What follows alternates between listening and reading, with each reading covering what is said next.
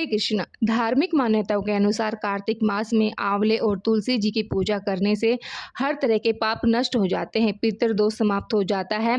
जिसके मन में जो कामना होती है उस कामना को लेकर यदि आंवले का दीप दान किया जाता है तो हर प्रकार की कामना पूर्ण हो जाती है। जिस घर में आंवला दीप दान किया जाता है उस घर में सदा माता लक्ष्मी स्थायी वास करती है।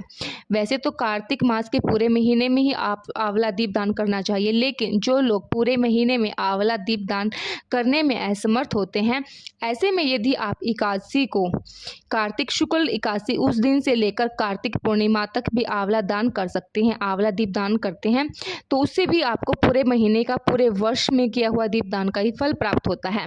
अथवा अक्षय नवमी एक ऐसी तिथि है जिस दिन आंवले के पेड़ की पूजा सभी को करनी चाहिए और इस दिन आपको आंवला दीप दान भी करना चाहिए। वैसे तो आप अक्षय नवमी के अलावा, जिसे हम आंवला नवमी भी कहते हैं, इस मास में आने वाले में जो मुख्य तिथि है वह जैसे कि एकादशी, बैकुंठ चतुर्थी, पूर्णिमा, अमावस्या, गोपाष्टमी, जो भी दिन भगवान श्री विष्णु से जुड़े हैं उन दिनों में भी आप आंवला दीप दान करके पुण्य की प्राप्ति कर सकते हैं। अक्षय नवमी के दिन तो हर किसी को आंवले के पेड़ की पूजा करनी चाहिए। आसपास आंवले का पेड़ हो तो वहां जाकर पहले पेड़ की जड़ में आपको साफ सफाई करके कच्चे दूध को जल में मिलाकर, सादा जल मिलाकर, धूप दीप जलाकर फिर आपको आंवले के पेड़ की पूजा 7 बार, कम से कम 7 परिक्रमा आपको करनी चाहिए, दीप दान करना चाहिए। हमारे धर्म में जिस तरह अक्षय तृतीया का महत्व है, उसी तरह अक्षय तृतीया के दिन किया गया दीप दान का अक्षय गुना फल प्राप्त होता है। ठीक वैसे ही अक्षय नवमी के दिन किया जाता है। दीप दान भी जन्म जन्मांतर का पुण्य प्रदान करता है। आज के दिन आप सुबह स्नान आदि से निवृत्त होकर आंवले के पेड़ की पूजा करें।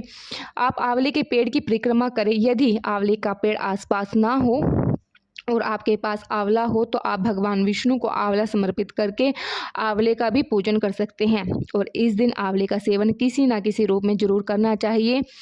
आप जूस के रूप में या किसी ऐसे फल मुरब्बा के रूप में, आप चटनी के रूप में भी कर सकते हैं।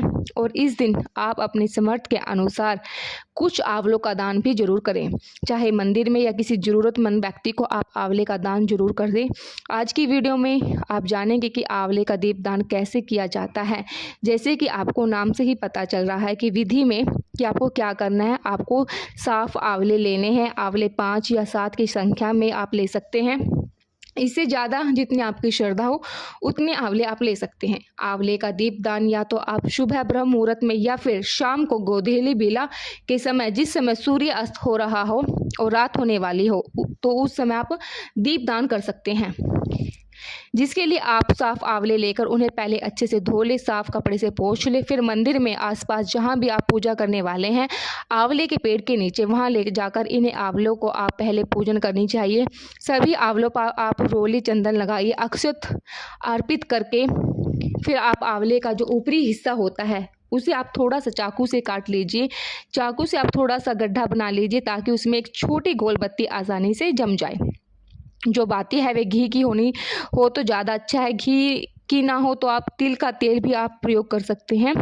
आंवले छोटे गोल होते हैं। कई बार जमीन पर या चौकी पर रखने में आप स्थापित कर रहे हैं तो जहाँ पर भी आप दीप दान करने वाले हैं वहाँ पर अगर वह ठीक से टिक ना पाए तो आप मिट्टी के दीपक का भी प्रयोग कर सकते हैं। आंवला रखने के लिए जिस जगह पे आंवले की टहनी जुड़ी होती है उसी जगह के ऊपरी हिस्सा थोड़ा सा काट कर गड्ढा बनाकर घी या तेल में डुबाकर उसमें बाती रखें। फिर सभी आंवलों को आसन दे, अक्षत का या पुष्प का आसन दे सकते हैं। फिर इसी प्रकार से उन्हें प्रज्वलित करें जैसे कि आप नॉर्मल दिया जलाते हैं। सभी बाती को जलाने के बाद आप आप हाथ जोड़कर सबसे पहले गणपति भगवान का, फिर विष्णु भगवान का और फिर महालक्ष्मी जी का ध्यान करके आप आंवला दीप दान अपने घर में ही कर सकते हैं। आपके घर में आंवले का पौधा है तो बहुत अच्छी बात है। एक आंवला आप जलाकर दीप दान करके आप मंदिर में रखें और बाकी आंवले का पौधे के पास आप रख सकते हैं। इसके अलावा जो आपके घर में पवित्र पौधे हैं, जैसे तुलसी जी का पौधा है, उसके पास आप एक रख सकते हैं दिया। वट वृक्ष का पेड़ है, पीपल का वृक्ष है, तो आप वहाँ पे भी एक एक दिया रख सकते हैं। आज के दिन जलाए हुए दिए जो होते हैं वो बहुत ही ज़्यादा पुण्य प्रदान करते हैं। तो इस बात का आपको विशेष ध्यान रखना है। जो भी आप पूजा करें वो आप सच्चे मन से करें। अगर बाई चांस कोई आपसे गलती हो जाती है पूजा में तो भगवान उसको माफ़ कर देते हैं, अगर आपने पूजा सच्चे मन से की है तो। अगर आज की वीडियो आपको पसंद आई तो वीडियो को लाइक ज़रूर कीजिए और चैनल को अभी तक सब्सक्राइब नहीं किया है तो चैनल को भी सब्सक्राइब कर लीजिएगा। धन्यवाद।